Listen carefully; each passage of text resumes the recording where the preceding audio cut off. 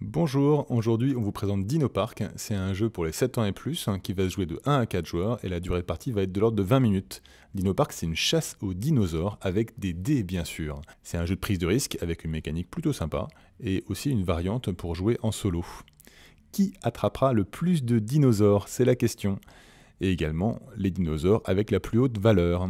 Ici on a disposé le jeu pour un point de départ, donc on a 3 cartes dinosaures qui sont retournées, la pile de cartes qu'on va utiliser. Au fur et à mesure des captures de dinosaures, on va renouveler ces 3 cartes pour toujours avoir 3 cartes qui apparaissent.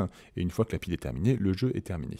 On voit les 3 cartes qui sont ici. Donc il y a un T-Rex qui vaut 5 points, un petit cousin 1 point et un oiseau qui vaut 2 points. Et chaque dinosaure a des petits indices qu'il va falloir compléter pour pouvoir le chasser.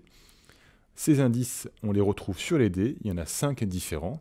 Et également pour la 6e phase du dé, on retrouve les jumelles qui vont permettre éventuellement de repartir en chasse. À chaque fois qu'on lance les dés, donc on commence par lancer les 5 dés pour débuter son tour, à chaque fois on va pouvoir mettre au moins un dé de côté, et si on arrive à mettre au moins un dé de côté, on pourra relancer les dés restants pour améliorer sa chasse.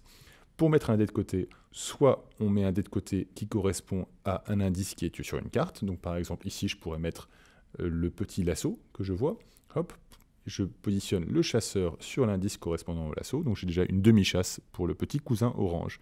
Ça, c'est la première façon de mettre un dé de côté. L'autre façon, c'est de mettre une jumelle de côté. Voilà.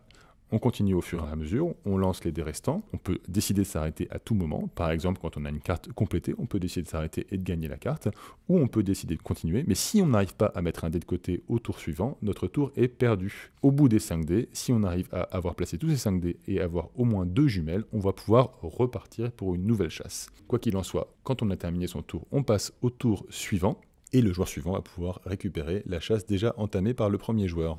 Et ainsi de suite, donc on continue, et une fois qu'on a terminé la pile de cartes, on va compter les points, et chaque joueur marquera autant de points qu'il y a sur les cartes des dinosaures qu'il a attrapés. Voilà!